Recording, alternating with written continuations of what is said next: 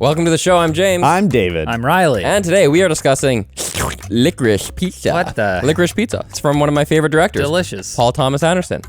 Or as we call him in my house, PTA. We'll laugh, we'll argue, we might get a little too into it, but at the end of the day, they're just movies. What?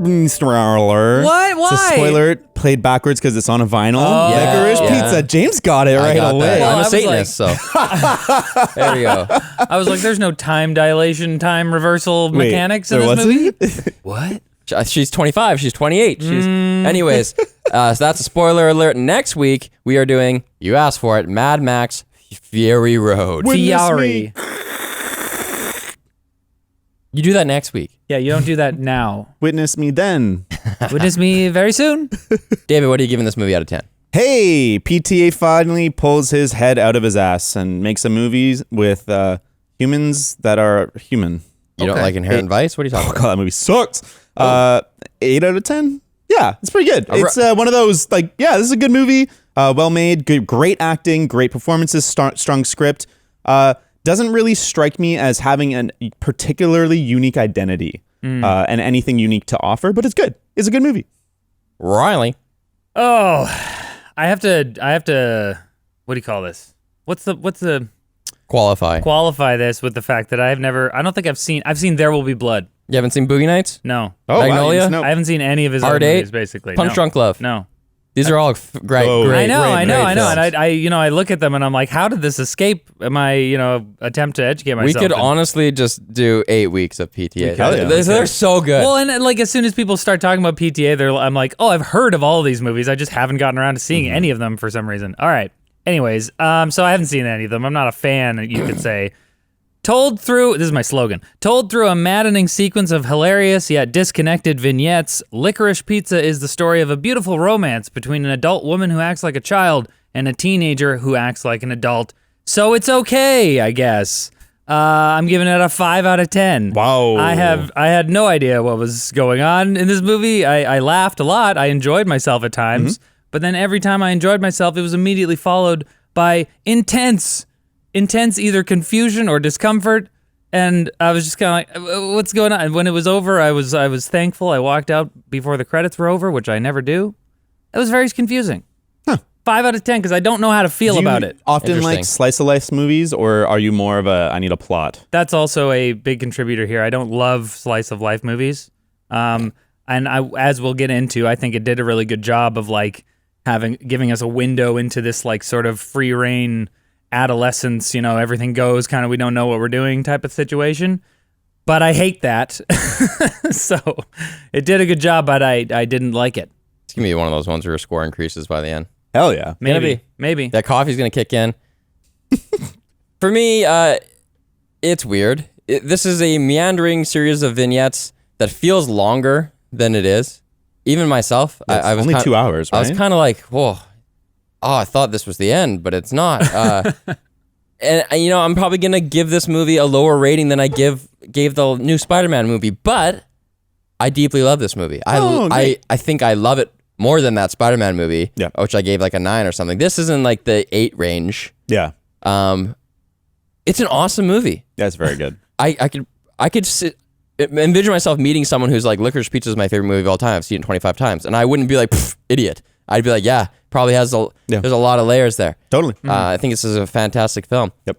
As basically all of his movies are. You should Not see them, all, Riley. Not all. They're all good enough. Phantom Thread. That's a good movie. Take it back. Which is weird because I heard that there are some people who love Phantom Thread. It's a fantastic movie. It's the most boring movie I've ever seen in my life. I've heard both things about it. I haven't seen it. Anyways, I love this movie. That's it. Synopsis time from Riley. Okay. Wait, we don't know. Just joking. We're brought to you by Secret Lab Chairs. They're engineered to keep you comfortable for long hours at work and play and podcast. Their Titan Evo 2022 series chair offers 4-way lumbar support. It comes with magnetic memory foam head pillow. That's the sound of my head going against it. And they're offered in different upholsteries like hybrid leatherette, soft weave fabric, and Napa leather, the official leather of NASCAR. I don't know why I always think of that. With up to a 5-year extended warranty and 49-day return policy, you're covered if anything goes wrong. So learn more about Secret Lab at lmg.gg/secretlabtjm. I'm all about the lisp today. Oh. Secret. We're also brought to you by Vessi Footwear, famous for making shoes that are light, comfortable, and most importantly, waterproof. Honestly, I was shoveling snow in these puppies the last couple of weeks. They were fine. They've been great during the BC storm hashtag. They've been great. They're made from a dual climate knit material. They're easy to pack, and they're 100% vegan. Just chuck them on. Get stuff done. They just work. So head to vessi.com/TJM. I'm pretty sure this is I have /Corporal Critics on here. I'm pretty sure that's old. But you can get $25 off. We're going to have the right link down below. So pretty sure I use said that. carpool last week by accident. I updated this. It didn't save. It was actually great though, I want to say, because I haven't had snow boots since I left my parents' house. 2 years ago. No, like 7. Anyways, but I haven't had boots. Vessi's did the trick. Yeah, I was wondering if the other models were as good as mine were, but Well, these ones are great, especially the ones that kind of come up to your ankle a little bit. that's great. Yeah. That's enough. Okay. They've got No enough more. from us now. All right, now I'll remind you of what happened in this movie. Please. All of the weird. Anyways, in the San Fernando Valley in 1973, 25-year-old photographer's assistant Alana Haim befriends 15-year-old child actor Gary Valentine. Alana briefly dates Gary's co-star, Lance, but they soon break up, and Alana joins Gary's new waterbed company, continuing their sort of friendship/romance. Alana expresses interest in I thought acting. it was Alana. I thought I had whatever. Go ahead.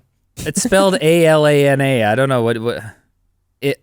Alania expresses interest in acting, so Gary introduces her to his agent. After an audition, Alana accompanies film star Jack Holden to a local restaurant Gary and his friends are also patronizing. An inebriated Jack takes Alana along to recreate a motorcycle stunt, but when she falls off the bike at the start, Gary runs to her to make sure she's unhurt, and they leave together.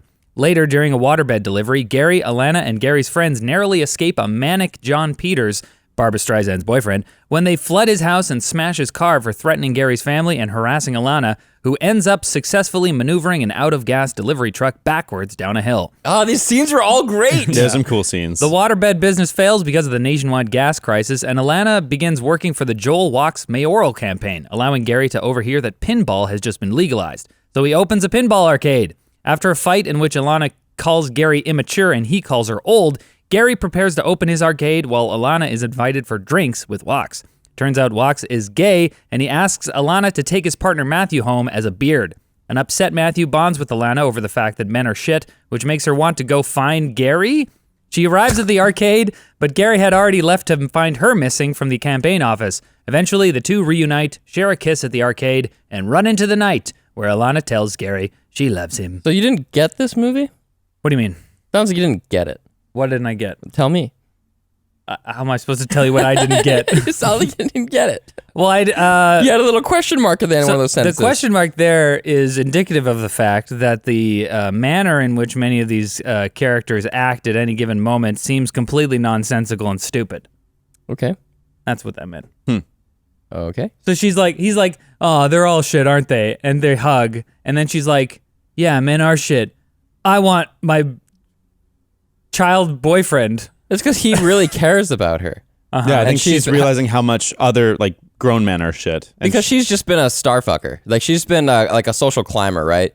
Even like all the men in the whole movie, including that actor at the beginning, that like young actor that's on the plane.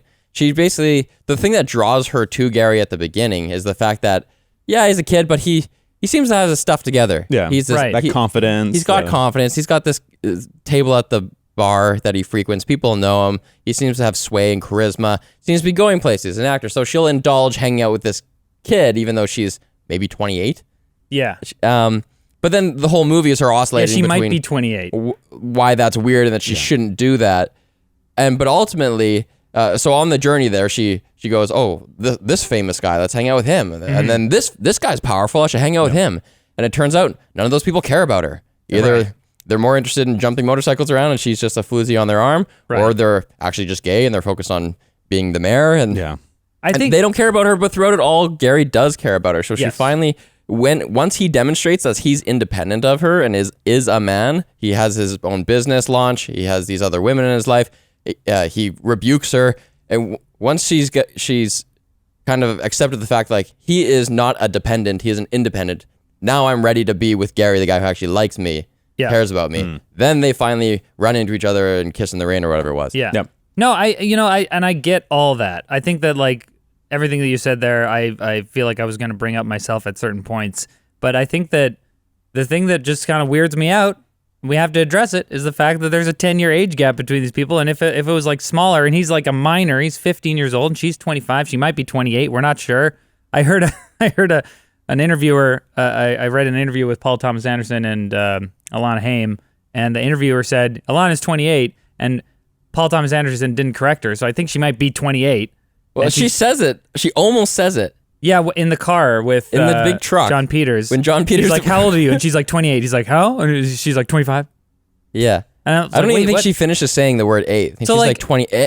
Honestly, like a lot of my problems with the movie probably would have been not there if he was like 17 or 18, she was like 22 or something. You know, like if there was an age gap, but it was like somewhat reasonable. This is 10 years. I think the movie, though, revels in kind of having you be like in discomfort.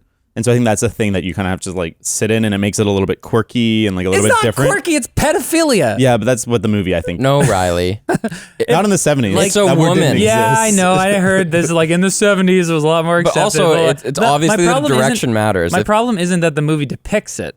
My problem is that the movie celebrates it. Yeah. And like almost puts it up there as something really good. And so it's like, I understand. Dude, if a kid bangs his hot teacher, like if a boy. Yeah, it's totally different. That's cool. No, it's not. If it goes the other way, yeah, that's messed up. I think like we either want an egalitarian society or we don't, and this is like really frustrating to me. But look, I don't want to like bash on it super hard from the get-go. I think we can get more into that later, but like just to address your question to me right from the beginning, it's like, yes, he acts older than his age. Yes, he is more mature than his age would indicate. And yes, she acts like a fucking child, even though she's a grown-ass woman and she should have her life sorted together at 25. Yeah, she's flailing. But, you know, and so that leads to a story that we can kind of empathize with. And obviously there's the good reasons for their connection. And they do have chemistry. And I did laugh a lot.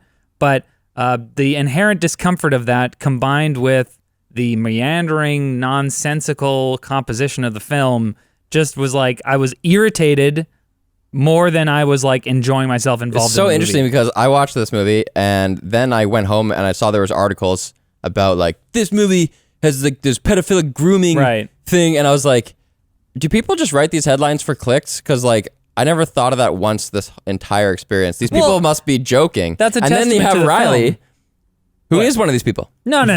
I wouldn't write an article being like, oh, this is horrible pedophilia. She's grooming. Like, obviously, she's not grooming him. It's all intentional. Not. It's just kind of like, it seems to me sort of irresponsible. You made a really good movie. It's a good slice of life movie. It evokes all of these emotions and these feelings of adolescence and lack of maturity, lack of responsibility. You're just running around on your bikes selling water beds. I mean, like, that's what makes it so funny. But it's just kind of irresponsible to me for a filmmaker to do this and to portray it as this lovely, nice thing that like we should all appreciate. Yeah, I think when it's something that if the genders were reversed or in any other context, it would be horrible. We shouldn't celebrate this. Yeah, well, that's a big if because they're not reversed, and I think the context is everything. You know, when someone like gets in trouble or says something controversial, you see like a clip of them talking, and you're like, well, guys, wait. If you actually listen to that person's podcast and you know them like I know them and have the parasocial relationship with them that I do, you would see that they don't mean it that way. And they're actually a good person with a good heart. It's kind of like that. Like, it's obviously not grooming because the whole movie is about how she doesn't want to allow herself to be with Valentine. Mm-hmm. The whole, like, she's resisting it the whole time. She doesn't want it. If it was grooming, she would be trying to make it happen. He's the one trying to make it happen. And I feel like at the end of the movie, we allow it and we celebrate them finally being together because we have the context of the, like, I don't know, 9 or 10 months that this movie takes place over. We know all the things they've been through, all the times they've almost gone there, then not, and then by the end, it's like earned. And so it's totally earned. Okay. And like I say, you know, if you stop thinking about the moral implications of it, you know, it's fine. You know, it's a love story, whatever, they end up together, cool. But like, they're probably not going to end up together. This is probably going to be a toxic relationship. We shouldn't be celebrating this. Mm-hmm. This is super weird for a 25-year-old, maybe 28-year-old woman to be so immature and irresponsible that she does not think about the ramifications of like leading along this 15-year-old who doesn't know, like, yeah, he may be more wise beyond his years, and he may be entrepreneurial, you know, and have a go-getter attitude. That doesn't mean that he's ready for this. That doesn't mean that he is like the same person that he's going to be in 10 years from now. Like, it's just all of the reasons why we are against this kind of, I don't like, and yeah, maybe calling it pedophilia is like a little bombastic because we don't see consummation of anything or whatever they kiss. But like, you know, I'm not acting as if like I'm hand wringing my hands about this and I'm like, oh, think of the children. But like, I just think it's a little irresponsible. I feel like it's weird to have age gaps like these and relationships like these between immature, irresponsible people portrayed so wonderfully on screen. And it just seems to me like, is this part of a trend? Cuties came out and like 12-year-old girls are twerking. I'm just saying that like there seems to be sort of like a casual approach to certain types of pedophilia or pedophilic tendencies in society today, and it's a bit concerning. It's a great movie, okay? Isn't your wife older than you? I'm 2 years older than her. That's and I'm fucked. going to jail for a long time. It is a great movie. Why don't we talk about the movie? Let's talk about the good stuff. Okay, that's out of the way. We don't have to talk about that for a while. You've accepted it. Yeah. We know how you feel about it, and moving on. One the thing rest I of the movie. really like about this movie is that it has that kind of natural slice of life feel while still having like trademark PTA crazy shit that's happening where like scenes are escalating, like the worst possible thing is happening. Like I really like that John Peters like that sequence. Bradley Cooper's hilarious. He's so funny, and you're like how crazy he is, and like everything he does is like insane, but then you're still getting the really kind of the authentic human experience of these two people, and it works really well in a way I didn't expect, because like this movie sort of feels like a Linklater film to me, where it's just like, oh, it's like a weekend with these people just doing their thing, and like at the end of it they grow and change, but it's like it's still fully PTA in the best way, which I really like. Yeah, I want to just talk about the John Peters things for a while. Yeah, a while. There must have been a ton of First of improv. all, are my facial recognition algorithms completely uncalibrated? Because like I spent the first probably minute being like, oh, cool, Bradley Cooper. Or wait, sexy Jason Bateman? Like, do they look exactly the same? No, not even close. Dude, they look the same. Other than the voice, I was like, there's no way Jason Bateman can make that voice. Jason Bateman, that's like not from him. Arrested Development? Yeah, and like Ozarks and shit. I swear. He looks. Okay. He's more gaunt these days. Because Bradley Cooper has like a wig on and stuff, Yeah. and a fake beard in this. Yeah, and if yeah. you put that same stuff on Jason Bateman, I'm telling you, these guys, if you could deep fake them, Sure. big time. Sure. Man, I feel like Bradley Cooper, you forget about his comedic potential until he does a movie like this, and you're just like, oh yeah, you're hilarious. Like you got famous from The Hangover, Yeah. and like, he's just his like spastic movements. But he when plays he's like, it pretty straight in The Hangover. He's almost like the everyman, right? He's yeah, I guess so. Yeah, I just mean like I think he got famous doing comedy, and then he did a bunch of drama, and I feel like it's easy to forget that he's got range. Can be friggin' hilarious. Dude has yeah. range. Well, he does Rocket. Well, Yeah. I don't like his Rocket Raccoon voice, but he can do. Yeah, he's got a crazy range. Yeah. Silver Linings, one of my favorite movies. hilarious in this movie. And then, do you know anything about John Wait, Peters? what's the No. movie? Wait, what's the movie with him and Lady Gaga? That Star is Born. The Star is Born. Have you seen the movie? He's like, oh, I just want to get a look at you. Like he does. Yeah. That's his range too. Hey. Sorry, continue. I didn't Lower know register range. I didn't know anything about John Peters. Yeah, you probably know this one story about John Peters. You just didn't know it was John Peters. You know that story that Kevin Smith tells about when he was going to write the Superman movie? Oh, and the spider. Yeah, when he. So if you, for those who don't know, like the 30-second version of it was like Kevin Smith, you know, the Mallrats guy, Clerks guy. He was gonna write Superman for a bit, so he basically shat on the treatment that they had written, and then he wrote his own, and he got escalated up to the point where he got to read it to the producer who was already signed on, and that producer was Peters. And then so Peters was like lying on a couch, like putting his hands up, like, yeah, I can. That's the frame of the movie. I can see the movie. Okay, now go read it to me. He liked the writer to like read it to him. So he started reading it to him, and you know when you're writing an article and you don't want to use the same word every time, you don't want to say Superman, Superman, Superman. So you say like Kal-El, and you spice it up. The Man of Steel. Peters was just like, wait, stop. Wait, who's that? He didn't know anything about Superman, anything, and then he just had all these stupid ideas about like, yeah, we need to have an action scene every couple 10 pages or something. So when they go to the Fortress of Solitude, maybe Superman's guards like beat him up. It's like Superman's guards. He's Superman. He doesn't need guards. He's the strongest. Also, Solitude. Just stupid ideas. And then anyway, it didn't go anywhere. One of the stupidest ideas that Peters had is he really wanted there to be a giant spider at some point in the movie. Spider, yeah.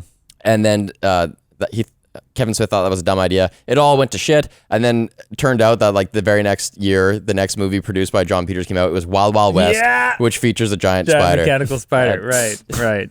So you can actually, if you go on YouTube, you can watch Kevin Smith tell this whole story in 10 minutes. It's pretty funny. I found out after I saw the movie and I like Googled some stuff that John Peters was a person that people knew about already. I thought it was like in the moment I was just kind of like, oh, this is Barbra Streisand's current boyfriend, which is like, that's such a funny scene. Yeah. Like, yeah, I didn't know anything about him, but I think that his characterization is, so funny. That point in the movie? Must have been improv between them when like I mean, not all of it. I heard that Paul Thomas Anderson kind of writes things, but then he lets his actors just kind of go. Yeah. I think there was one scene where Alana Haim is supposed to lose an argument in the scene, and she just wouldn't. She's just like, no. And he's like, you have to, I'm the director. Listen to me. Like, you have to lose it. And she's like, no. I won't do it. And he's like, okay, fine. And that's what they went with. That's cool. But that energy is so, like, permeates the whole film. I feel like I freaking loved her, like, pretty early on. She was great. She was awesome. That's another thing I forgot to say, like kudos to the movie for, like, the performances are all across the board. Yeah. Like, all the characters are very believable and hilarious and, like, heartfelt. Yeah. And very particular. Like, she has her own particular, like, dragon energy. Totally. Well, I just appreciate when movies cast people that I don't know at all, because then that's all they are is that character, and they can just disappear. Yeah, all I feel is that real. she's like the lead singer of a band of the same name. Yeah, I did know that, because he was talking about Haim, and I'm like, oh, and PTA directed a bunch of their music videos last year or whatever. I don't know that band. I don't know her. So to me, she just is. Oh, man. I have like a really weird relationship where my friend was like, hey, he loves Haim, and he like wanted me, do you want tickets? Do you want to go? And I'm like, I don't think so. And then I saw this movie not knowing that was her. Oh, yeah. And they all came together after. So that, you know what I mean? Crazy. That's a good way to find stuff out. You guys jealous? Jealous I had that rollout? Anyway, it's her family in this. Jealous? Her family in this movie was her real family too. Oh, that's cool. You can tell the her sisters mom, look like sisters, and they all have the same names. Yeah. And apparently the story, like when the actor goes to their house and he's like, I'm an atheist, and that was a real Haim family story. That was rough. A lot of the stuff. Are you circumcised? A lot of the stuff in this movie is based on real stuff. I mean, like Paul Thomas Anderson said that the kind of basic structure of like a 15-year-old dude being into like an older lady this is what makes it even weirder, guys. I don't know if you know this, but is based on his experience being infatuated with his teacher in school. Hell yeah. And the teacher is the Haim sisters' mom. Whoa. What the hell? So this is what makes it weirder, okay? So now he's cast his love affection, his love objects progeny in his film in like a pedophilic thing. Good for you, PTA. It's weird. Self-actualization. That's crazy. You win, Paul. It just weird. Wild. Yeah. Anyways, bizarre. Thank you for that bit of information. That is wild. wacky. Yeah. I mean, but hey, in the 70s, it was different. That's wacky. Oh my gosh. Blah, blah. One thing I really like about this movie is this style and some of the use of the frame to tell the story. Like, I like that opening when it's all the dudes looking in the mirror and then like the toilet explodes or whatever. Like, I think it's a silly thing, but it also kind of communicates this idea of people being so caught up with like seeing themselves that they don't like appreciate the chaos that's like building behind them. Like, there's just like a little visual moment. I like a lot of the big one shots. That was a really interesting opening image for this film. Yeah, right. It kind of works with the ideas that are behind it. Right. But I also really appreciate a lot of the one shots. Like, I like the discussion that Alana and Gary are having when it's like the one kind of outside shot, and then they're in the gymnasium doing the photo. The outside shot I found kind of dull cinematically, where it was just, they didn't play with the dynamics of the close-up and the medium close-up. It was just close-ups the whole time, just of them walking. But when it adds to the scene of them going to get his photo taken, they continue the scene, and then they walk away. I love that shot. And I like the way that the movie does it effortlessly, although I felt like the movie, like the film maker was an outsider from the experience of the characters. And I think that I would have, this is just me bringing in it. I think I wanted the movie to feel like it was, or the filmmaker to feel like it was participating with the actors. And that's like an abstract concept. I don't know how to explain it better. I don't know how to understand it. I don't know what that would look different. I don't know what you're talking about. But you mean like maybe you wanted the camera more kind of like from someone's perspective, more embedded in the scene? I think the touchstone comparison is a Richard Linklater film. So like something like Everybody Wants Some. It's about a bunch of dudes, and it's like the first weekend before school starts, and like it's the baseball team, and like it's just these vignettes and these moments, but it feels like the camera or the filmmaker is like there with them, not watching from a kind of a distance. In this movie, I always felt like there was a layer of separation of PTA kind of watching this thing happen and kind of studying it instead of like being in there with them. There's not a ton of like super close-ups where we like really, really get into someone's like face. Except that one, that's like one of the best scenes in the whole movie of the casting director, the agent. Oh yeah. That's true. Good. Sick. Probably my favorite scene. Now I'm kind of confused it's so about why close that was up into her face, and you can just see her face is so communicative. You can see thoughts passing over like the shadows of clouds over a landscape. You can just see things flicker across. I wonder if they did that just because her performance was like kind of subtle, and we needed to see all those little like the lines crinkle and stuff, you know, like you're a goddamn fighter, aren't you? You're a bulldog. Just like that cigarette is just gonna snap in two in her fingers. I love that scene. She was so funny. So like every good. time she like says that she can do something else, she's just like, oh, okay. Amazing. I learned Krav Maga. Oh, what's that? Like karate? Or like killing somebody with a pencil? I don't know. I like that opening scene you're talking about where they're getting to know each other, because that was I hadn't even seen the trailer for this movie. Yeah, same. And I was totally on board. Yep. I was like, okay, this is what it's about.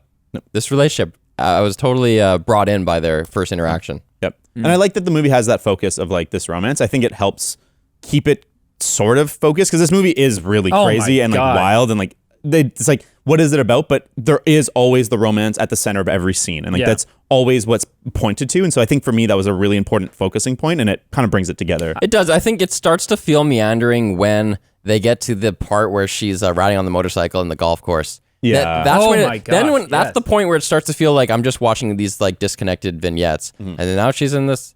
She's working for the mayor. Blah, that blah, was blah. exact. Yeah, But they're not disconnected. Yeah. They have the through line. well, yes. So I'm glad that the movie does have this sort of like sort of structure of like they meet and then they end up together at the end, which was something we talked about being missing from the French Dispatch, where like while I was watching this movie, I felt very much like how I felt watching the French Dispatch, where, okay, this is beautiful, this is funny, lots of like things are happening, and there's lots of like nuance and things in the background or whatever. It's like it's art, but I don't feel like I'm being led on a journey. I don't feel like this is like building towards something, and I did feel like that for much of this movie. But then the last 10 minutes or whatever, you kind of feel that a bit more. Yeah.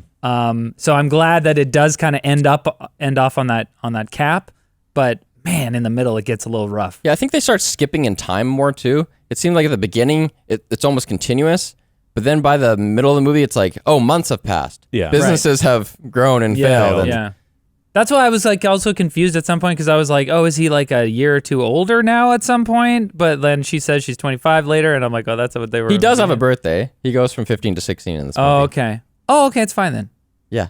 16, man. Come on. You can join the army. Yeah, you're good to You go. can join the army. You can have a 25-year-old. I like Gary's the way they define that character quite a bit. I think like he's great. Like his performance is great, but it's just like all the little things he does. I love how he's so clearly led by his dick in every decision. Like when he sees the waterbed and he's mesmerized it, but it's like of course it has to be a beautiful lady and then like a hip like cat like showing him. It's got to be like these things that just are like sexy to him. Yeah. And so I think like seeing him in every decision that he makes, it's just like he follows his heart, but really like he's just an idiot, but he's smart and like Right. He's a hustler. He's like a hustler with the arcade things. He finds out totally. the regulation's gonna change. He's on it that day using that information. Which I thought was an interesting characterization, because he's like a child actor, which usually does not correspond to like hardcore entrepreneurial like go-getter type situation. It's like for child actors, I feel like most of the time they've been handed everything to them, and so then that's why they want everything to be easy and they fall into drugs and like make. But that's not all he is, right? It's because the way that his mom has the her mom, the PR company, and they work at these restaurants, and so And his dad's not in his life, and that kind of like gives him more of like a drive to like achieve something, to prove something to someone. I was so worried they were heading down that path after he kind of like fucks up that TV appearance or whatever. When he's like, I have 3 beavers. What do you mean 3 beavers? It's like, oh God, of course a 15-year-old would say this. But I was worried that they were taking the movie down that path of him like losing everything and being a piece of shit. But Right. I'm glad they didn't. Yeah. This is Cooper Hoffman. That's the actor. Phillip Seymore Hoffman's son. No way, Yeah. that's his son? Yeah. That is so cool. Huh. That is so This cool. is And really like obviously, Paul Thomas Anderson, like taking the children of people that he knows. Yeah. There's a lot of and has worked nepotism with. in this film, Yeah, it's which so weird. some people don't like because it's kind of an old Hollywood thing, but Yep. whatever. I kind of think like if you're making a movie, you want to have fun making that movie. Like the making of the movie is This, yeah. tens of days, like all your friends should be involved. It's Right. fun. Yeah. That is crazy because you know how just like Wes Anderson and Tarantino, they all have their cadre of actors that they use again and again and again. And PTA had Phillip Seymore Hoffman, who tragically died. What's the last movie that he's in with for PTA? The Master. The Master? Yeah, I guess, yeah. Yeah. What a tragedy that he's gone. That's so cool that he used his kid. I didn't even know that. Me Yeah. neither. He was great. And now, and like once you know it, you can kind of see it in his face. Totally. You're like, oh, okay, I can see. Yeah. He was great. He was such a good performer. That said, I don't think he's gonna rise to the levels that. You don't think so? Phillip Seymour Hoffman is like one of the greatest actors of his generation. Oh, Like, he was I don't know if he's going to be a Phillip Seymour Hoffman, It's but too I early think to he's tell. definitely going to get more work. Like, I feel like he was magnetic. Like, I think it's funny because they're both so good, him and Alana Haim. They're both so magnetic on screen. They both do such a good job. I totally believe that they were the characters they were. And like the costuming and the hair and makeup or whatever, like it was so good that I totally believed this was the 70s. Yeah. I love how he's like constantly like getting his hair out of his face and stuff. The fact that this is literally his first performance is wild. Yeah. Like I would have assumed that he had like 10 like small shitty movies or whatever, Right. and this like finally lands him in with PTA. But man, I think part of it not is just his Speaking of skill and grooming. talent. But the fact that PTA is such a good actor director, where he really does guide people into an authentic place, and like this, it clearly shows in this movie. It's Yeah. wild. You know what I think is like the standout achievement of this movie? Some movies have really good plots, like Inception. Some movies have like awesome monologues. I mean, I would almost say that Inception's plot is a weakness, but it's like good in that it's like it's tight. That's what the movie's about, though, right? It's like it's about a concept. It's a high concept. Right. It's It's not about right. characters, yeah. But this movie is, what has he done in this movie? Like, what is the crowning achievement of this movie? I think it's about he created an original relationship where I was 3/4 of the way into this movie. I'm like, what are they to each other? How do they see each other? This is new. I don't understand. It's new and novel. It was like a new flavor to me. That's what I thought. That was my takeaway from this movie. Man, this is so interesting. Yeah, because I saw an interview with him where he's like, they were asking about the age gap, and he's like, it feels weird because they're like flirting with each other and they're kind of being romantic, but at the same time they know that they shouldn't be together, basically, and like it's a very, very implicit thing, but it seems like from Paul Thomas Anderson's perspective, the reason why they didn't really get together until the end of the movie is because they know, like she knows that he's a child, he knows that she's an adult, and so they're like flirting with each other and teasing each other, but like it would seem weird to like go full on and be like, yeah, we're dating. Yeah. And that is alluded to, but the great parallel that I saw here, somebody online made a parallel to Rushmore, and I wouldn't have thought of it otherwise. But have you guys seen Rushmore, the Wes Anderson? So like that one also has a what's his name? A young Jason man. Schwartzman. Jason Schwartzman is in love with his teacher, and it's a very, very similar vibe because he's constantly pursuing her, and she's like, "Oh, this is cute, this is like charming," and she kind of like accepts some of his advances or whatever. But at the same time, the entire movie there's an undercurrent, there's an understanding that this isn't gonna happen, Yeah. And she's like having fun with him, and he'll like write her love notes and bring her things, and she's like, "Oh, that's sweet," blah blah blah. But at the same time, we as the audience know, and she knows as the character that this is not gonna happen. He doesn't know it, the kid does. Yeah. But in this one, I don't think that that's there. And which makes it weird, which makes it uncomfortable. Well, there's and so you're other- like, this is new. The vibe is different. I'm being introduced to a new sensation, to a new experience. But it's like, to me, that experience is like tarnished because I'm like, what? I don't know whether you know that this is weird. No, or not. because she doesn't know if it's weird or not. That's why she asked No, ask the her friend. filmmaker. Oh, Well, obviously, or any of the characters. Obviously knows. That's why she says to her friend, "Is it weird that I hang out with all these 15-year-olds?" It's weird. Yeah, it's definitely weird. But it's like more bad. complicated because she's like flailing and hasn't really left adolescence yet. She still hangs on to Gary. Like, this is different than the teacher in Rushmore, because why is she still working with Gary? Even when she like calls him names and says he's stupid and shit, she's still like working at the waterbed store and stuff because she has nothing else. She still feels like she wants to like attach herself to anyone else's success. Yeah. So that keeps her in the mix, kind of, even while other parts of her are pushing Gary away romantically. Yeah, I think that like a similar story to this, where a character like Alana, who is like immature and is stuck and, you know, doesn't really know, it's like an Arrested Development situation. I think a similar story where she kind of went more on a journey that didn't involve fucking around and maybe messing up a 15-year-old in the process would be more enjoyable to me. But because I'm like, this is not good. I was rooting for Gary the whole time. I don't know about you. Well, I was rooting for him. What to get with her? Sure. Well, you're mapping yourself on as a 15-year-old, like you thought that, we all thought when we were 15 that like, oh, that's totally fine. But like as adults, I'm watching this movie and I'm like, this is not good. But the movie seems to think it is good. She's immature. It doesn't She's matter. like a 20-year-old. Flip the genders. That's different. You can't just do that. Right. So we're not egalitarian. No, we're not. Okay. Look at the world we live in. All right. Absolutely not. Okay, that's fine. Jordan Peterson. All right. So we're not egalitarian. Where are we going with this? So women should stay in the kitchen. Have you been to Scandinavia? They're so progressive. There's 15-year-olds and 25-year-olds all the time. Oh my God. Okay.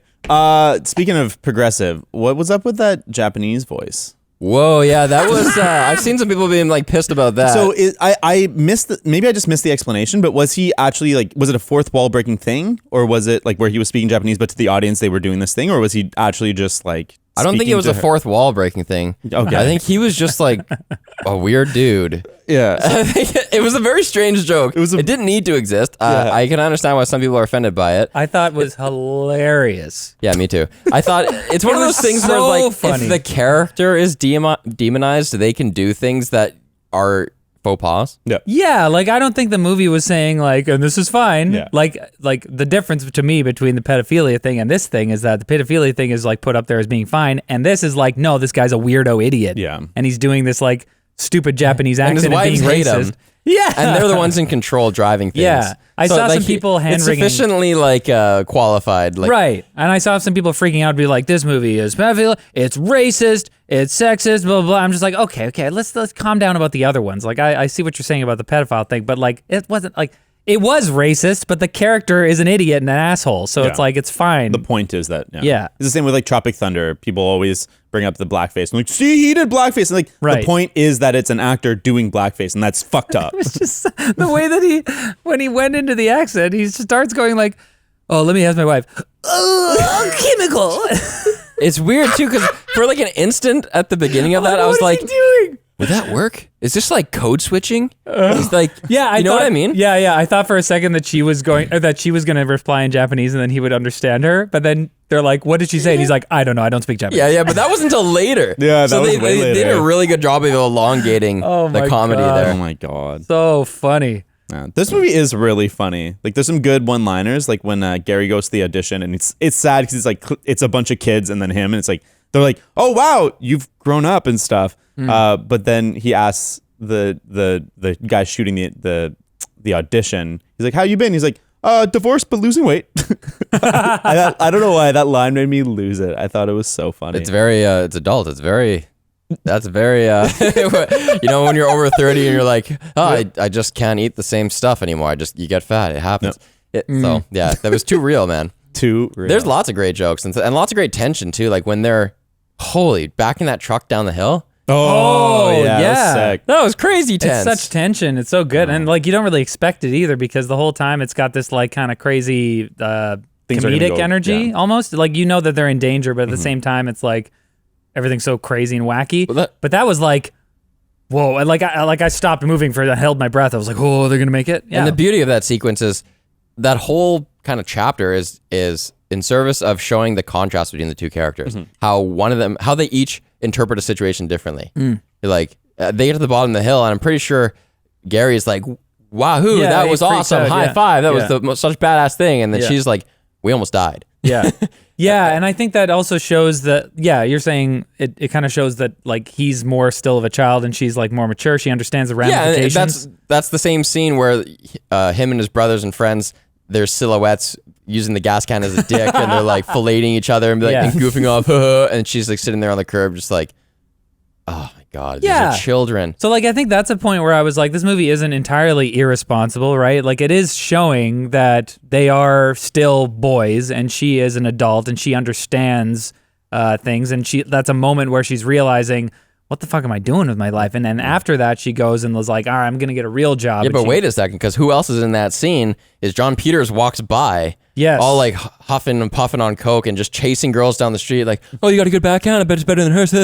Right, Like, right. he's a grown-ass, ostensibly successful man, Yeah. and he's basically just a kid like these other people. So what the hell's the difference? You might as well go with Gary, who's a nice guy who cares about you. And I think it's an interesting way to portray the ambiguity there, or the nuance, but at the same time, I kind of feel like it's irresponsible of him We to just know, to you're beating a portray horse. things. It's like, do you want to draw a distinction between immaturity and maturity, or are you just trying to say that everything's fucked, so everything's fine? Well, okay, here's a question. Do you think that the movie would be better if they didn't end up together? Because I don't share, I think, the same concerns as If they deeply didn't as end you up do. together, honestly, But I'd be like, I think that the movie would have been better without the, like, running to each other, hugging, kissing scene. Yes. To me, that's, like, almost, like, it's not nearly as bad, but it's, like, at the end of a movie where, like, they, like at the end of Star Wars where Rey and Kylo kiss, and you're like, this just cheapened the whole thing. Like, I think it would be better if we ended on, like, a more A long ambiguous hug, note. right. A Yeah. long hug, walk away, arm over shoulder. Yeah, like, are they not? Are Yes. they? I think that'd be a better ending. There'd be no anscer though. People That's might fair. have been pissed. That's fair. what do you mean? I don't know. I mean, the answer is that they can't be together because they're 10 years.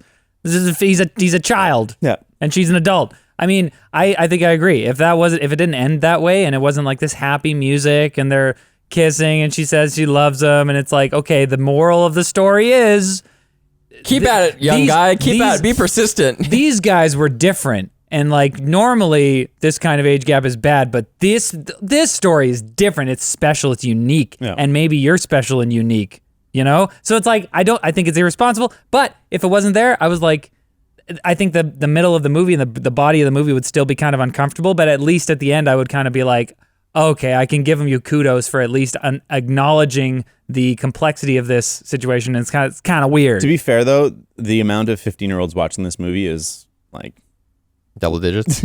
yeah, maybe don't on know. two hands. I don't know. I mean, like, you know, they might run into it. And sorry, I'm not necessarily concerned about the 15-year-olds watching the movie because 15-year-olds are gonna be 15-year-olds. It's all those older women who are flailing. As James said, when you're a 15-year-old male, red-blooded male, you're like, well, I can sleep with my teacher, sure. You know, you wish. think that's something in the realm of possibility. But I'm concerned about the adults. I don't know. This being.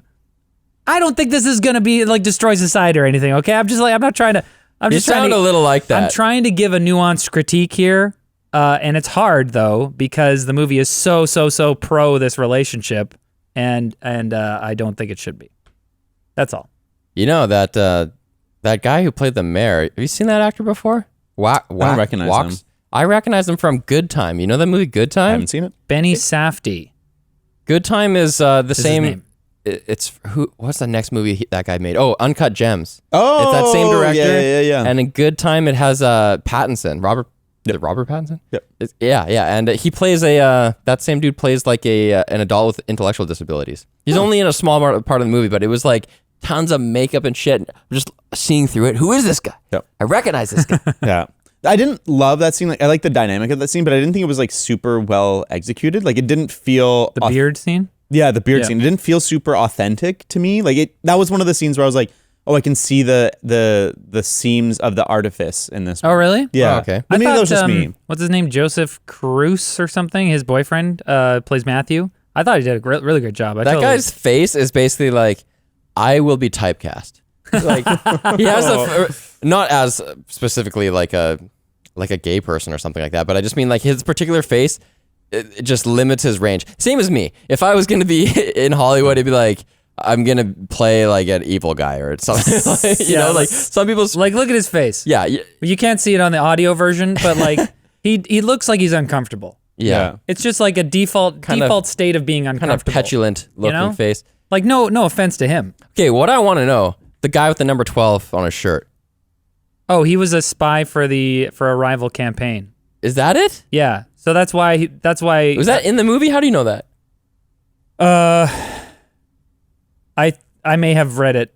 But like I think that it's implied that like that's the reason why Alana has to come and take his boyfriend away. So like that's why it's a beard, because people are watching them. He was going to spy on the campaign that eluded office. Me. Follows him to the restaurant. Because when he's outside the campaign office, he just seems kind of like a creep. Yeah, no, I think I did get it in the movie because the mayoral candidate does say like, oh, they're watching or whatever. Yeah. Yeah. Okay. Yeah, that just went over my head. Because when he was at the restaurant still, I was like, wait, why is he there? That doesn't make any sense. This has to culminate in something. And I felt danger for Alana. Yeah. And then she's running around outside by herself. I was like, oh, that guy's going to appear. Yeah. But I was totally off base. He was at the restaurant because he's still monitoring the mayor candidate. That makes sense. I thought it was just a red herring to get me like freaked out or something. Oh, yeah. No, I think that was well, you know, it's another one. I think there's a lot of red herrings in this movie. Man, I was so confused. So like we were talking a little bit about it before, but the restaurant scene where Alana comes there with Sean Penn's character, Jack Holden. Like, were you were saying you guys were a bit confused by that? I found it so disorienting because I was just like, what's going on? And then he was reciting movie lines, and she's like, are these lines or are you actually saying things? But then he just kept going and didn't actually explain it. And then it became apparent that he was saying movie lines. Yeah. No, I tracked all of it. Okay. It was just, there were hilarious parts. Like, I loved when his buddy, he's like, is that so-and-so, like the other director? You He's like, son of a bitch. You dirty son of a bitch from hell, get over here. You shiny gold, inexpensive, blah, blah, blah. That's where the movie starts to feel like Once Upon a Time in Hollywood, where it's like, let's just show what it was actually like here. Because I could totally believe that, like, yeah, everyone in the restaurant, George Clooney was there, and then he was like, guys, we're going to go like ride motorcycles on the golf course. Yeah. And everyone who owned the place was just like, whatever he says. I guess so. Yeah. Like, I mean, he makes it rain in here. In hindsight, I'm kind of like, okay, maybe this is like trying to get across a vibe of like how wild 70s Hollywood was. But in the moment, I was just so confused. I'm like, you're in a restaurant. Someone gets up and starts talking to everybody. And then everybody clears out of the restaurant. They go to a golf course, start a fire. And then one of them is going to jump over on a motorcycle. Yeah, but dude, you're at a restaurant and it's Leonardo DiCaprio suddenly giving a speech. You're going to be like, whatever you're talking about, shut up. Leonardo DiCaprio happens to be in this restaurant. Now he wants us to go outside. I guess so. You're going to do that, 100%. Yeah, I guess so. And like in the context now, I'm just kind of like, all right, I understand, sort of. But like, man, it was. I thought I was having like a manic, drug-induced episode or something. I'm like, what is going on? So confused. There's a lot of running shots in this movie. Those two run at each other. Yeah, many times. I do appreciate that as like a recurring motif. Sort of. I didn't love it. I don't like at the end when they show they cut back to like the previous running shots because like they're trying to connect your brain, and I'm like, you didn't need to do that. I remembered them running. It's weird. Paul Thomas Anderson. There's a video. I'm sorry, I don't remember the creator's name right now, but the video is called "Evolution of a Style," and it doesn't actually mention this movie, but it's talking about Paul Thomas Anderson's career. And one of the things he was talking about how in the early career, he was kind of emulating Scorsese and stuff with these lots of one-ers, long one shots, lots of tracking shots. So if you look at like Boogie Nights and stuff like that, he's kind of showing off what he can do with the camera. Yeah. And by the time you get to Phantom Thread and like There Will Be Blood, it's more about what the camera's looking at, and the camera might not move at all. And then now it seems like we're at the stage where he's a mature enough filmmaker. He has all the tools and he can deploy them with intention instead of having to, he just has mastery over it. So when he chooses to do these tracking shots that are all these running shots, it's like, that it's really a choice. Yeah. Yeah. It felt definitely very deliberate to have like 3 different scenes where they're maybe you're right, David, that we didn't need that like callback to the earlier ones, but I did appreciate it. I think it kind of like solidified the vibe for me that like, okay, the movie is concluding now. We're kind of like thinking about the thematic relation between them running together and them like kind of like heading toward each other through the course of the film. So I don't know. I apprecited it. Fair enough. The first running scene was right after he got arrested for no reason. Oh yeah. That's probably the first point in the movie where like, what shit just happens in this movie that that was weird. Is nothing. Yeah. Just like it'll just be a sequence of events and then it's over. Did it ever pay that off in any way? I don't remember him being arrested. Like, is there like a point? Like, was it someone trying to sabotage him or something? I don't remember. It's probably just based off something that happened in Paul Thomas's Anderson's childhood, and he thinks that we are going to remember that with him, but no. Well, they plant the seed that Gary is telling his friend to get weed. So you think that it could be that. Yeah, that's so you're kind of on board when he's getting arrested, but it turns out to be just have been nothing, and all of it is in service of like, what is Alana gonna do if Gary gets arrested? Is she gonna be there for him? She is. Okay, right. That's all it's about. It's the kind of movie where when they show up with like a giant van, or you're like, where do they get the van? How do they afford it? Who bought it? That doesn't matter. It just doesn't matter. I mean, I assumed that like, I guess his mom was like bankrolling some of this stuff. Like obviously he's a 15-year-old, and this is like, I think that's another thing that just kind of felt weird, was the fact that a 15-year-old high school student is starting all of these businesses and getting all like, we cut to we see him calling people about pinball machines, and then we cut to him like, there's a building, there's a store. It's the same as the water. Oh yeah, I guess so. Though. It's the same place, but like he's got signs, he's got everything. Like, how did they get all this going? Like we see repeatedly, audacity. It's just a bunch of high school kids. Confidence. Yeah, and I did think about that at one point when they were like running around handing out flyers. I'm like, people wouldn't do this now. No, it's a hustler. We just like try to invite people to like your Facebook page. Yeah, can you share this? Yeah. Can you retweet this, please? Only your immediate family likes it. Yeah. What was the point of like near the end when he's like running the pinball joint and that dude is like humping the machine? Like he's trying to tilt the machine so that he can get the thing. But what's the point of that character ignoring Gary? Like, what character growth or change does that signal? Because I was kind of confused. Yeah, I think it's just about oscillating between like, I'm a man, oh, I'm not a man. Okay. Like he can masquerade as a man. He can be a big shot. Hey, I own the place and I have a suit on. Yep. But then he goes and talks to just, an aggressive, actual older grown ass man who's just like buzz off kid. Yeah. And then I love that. There's nothing he can do about it. I did love right after he goes and the kid's doing the same thing and he just like picks him up and takes him out because that's his chance to assert his masculinity. Exactly. That's fair. Yeah. And that is the kind of like subtlety that I appreciate in this film. Like, it's not like beating you over the head with it, but it is there for you to see like, oh, he could not exert his will over this like fellow man because he's still a 15-year-old kid, but he can exert his will over like a smaller one. So funny when he's yelling at them to like move their bikes.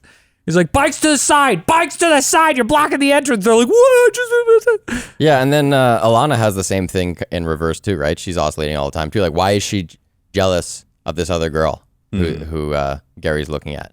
Like, you just said, like, he's a kid and you're not going to be with him, but then you see him with another girl and you're like, ugh. Were you guys not frustrated by her? Were you not like, hey, get your head out of your ass? She's a flawed character. That's the entire movie. I know, but it was just so frustrating to me. I think you never had a hot babysitter in your whole life, did you? I mean, I didn't have a babysitter. This is your problem. I was babysat when I was like 6. I didn't have a babysitter as a teenager. You weren't active at 6? A 15-year-old? I was a teenager? What the fuck is going on? What is going on here? Wacky podcast. I think there was a moment in the movie where I'm like, what possesses? I think it was after the argument when they're like, he starts calling people about pinball machines, and she calls him immature, and he calls her old, and then she's like, okay, I'll drive you. Just kidding. Blah, blah. Wait, I'll drive you. It's fine. And then he backs out, and she's like, don't leave. Don't you do that. And he just like goes. And I was like, this seems like a couple argument. Mm-hmm. And there's an adult and a child both acting like children. And I'm like, what possesses, like they're not both acting like children. He's acting like an adult. He has his license now. No, they are both acting like he petty doesn't need children. her anymore. They're acting like children, acting like adults. Okay, you know what I mean? Sure, but the point of the scene and the realization that she has is that he doesn't need her anymore. He doesn't need her to drive anymore. He drives off and he does his own thing. He's an independent man. Yeah, he's independent, but they're both assholes. They're both pieces of shit. So I'm like, what possesses grown adults to write movies full of like adolescent acting, dick ass idiots? Where are the good people? Where are the good people that we're supposed to be like, they're achieving something that we can applaud? I don't applaud anything that happened in this movie. I mean, but that's aren't point you of the movie. A well-adjusted adult? Oh my God. Yeah, I don't think that's the point. I mean, like there's lots of movies that like aren't about celebrating the best of humanity. It's about exploring the realities of the gray. And I get that's what this movie is. Like, I think that I can appreciate, like, slice of life movies, as we said, are not my favorite genre, but there exists some slice of life movies where I can watch it and be like, this is kind of irritating to me, but at least it's kind of saying something. I don't know what this is saying other than, man, remember 1970s LA and Hollywood and the vibe there? People didn't care about age gaps as much. And like, remember, man, once upon a time in Hollywood all over again. Before there was internet and like everyone was just vibing with the cool. I mean, man, it was hot. It was so hot, like temperature wise. Like I just like, what are you saying? What are we saying here? That like it's hard to be mature. It's hard to mature and like get your life together. But like they don't get their life together. No one does. We just see a bunch of flawed, fucked up people, and there's no takeaway. I agree with you. Where I don't find where the movie lands is satisfying in a real way. Like I kind of wish that they maybe I'm too dumb and I needed them to bonk me over the head a little bit more. But I don't find the ending wrapped it up in a way that I liked. But I think like the moment to moment generally was interesting and kept me on my toes mentally. I guess I would really appreciate a movie that like this, that had this sort of like taster of an adolescent tumultuous relationship where you are feeling all these emotions, you're feeling a drive to grow up and to be responsible, but you don't really know how to do it. You don't know what the right thing to do is. And I would appreciate a story like that if at the end we kind of like got some progress towards something. Have you seen Hook? I love Hook. But the progress that we see here is simply that they end up together. And there's no motion, there's no movement on the thematic, on the more like human element of like what you should do. Well, yeah. Well, what you shouldn't do is just latch on to other successful people and without actually liking them, which is what she does again and again throughout the movie. That's what's problematic is that her, like, yes, there might be that and be like, okay, you shouldn't follow someone like a John Peters or whatever. You shouldn't end up like the mayoral candidate who's like hiding who he is or whatever. And like, but at the same time, what does she do? The decision that she makes isn't necessarily better. It's to go back to adolescence and to remain acting like a child for a while when she's 25. Like, that's not the right decision at 25. The right decision is to get your shit together. I don't know. So, my question, what do you think, David? Which Paul Thomas Anderson movie do you think Riley would like the best? Have you not seen There Will Be Blood? I have. I love it. Okay, that's the best one. That's a given. Sorta. I love. I don't know. To me, that's the point it's that I started liking PTA less. I think I can respect it as an incredible movie, but that's where he gets his teeth, I would say, and he's not interested in having warmth in his movies anymore. Like, they're still good. I think There Will Be Blood is excellent. The Master is excellent. Inherent Vice is kind of like, and then I really didn't like The Phantom Thread. I think my favorite's Punch Drunk Love, and I think you would Riley like it. I was watching that last night. I don't know if he I saw a little. Probably like it. I think that's the one I would suggest. Trying to understand this movie, I kind of looked up some of his other movies, and I'm like, okay, that Punch Drunk Love does seem like it would be one that I'm like more into. That's Adam Sandler, and he's like oppressed by his 7 sisters or whatever, and then he kind of like he self-actualizes. Yeah. What about Magnolia? Have you seen that shit? I love Magnolia. I don't think Riley would like it. I don't know. I want to know, and I want to cover all these movies. Sure. We can do them. Sick. Let's do them. Not Phantom Thread. Let's do like 4 of them. Sure. But like we'll start at the beginning. We'll space them out. Yeah, Boogie Nights, buddy. I think you like Boogie Nights too. That's maybe his most traditional feeling movie. You like Full Frontal on Males? Oh, absolutely. You'll love this. I grew up with 3 brothers. Not like none of them were Dirk Diggler though. That's true. All right, guys. Next week we are doing Mad Max Fury Road. Tune in for that. Until then, tweet at us at TJM Pod. Email us hello@they'rejustmovies.com. TJM Pod. Donkey Kong. Yeah, Who let the dogs out? No. TJ Pod. No. See you later.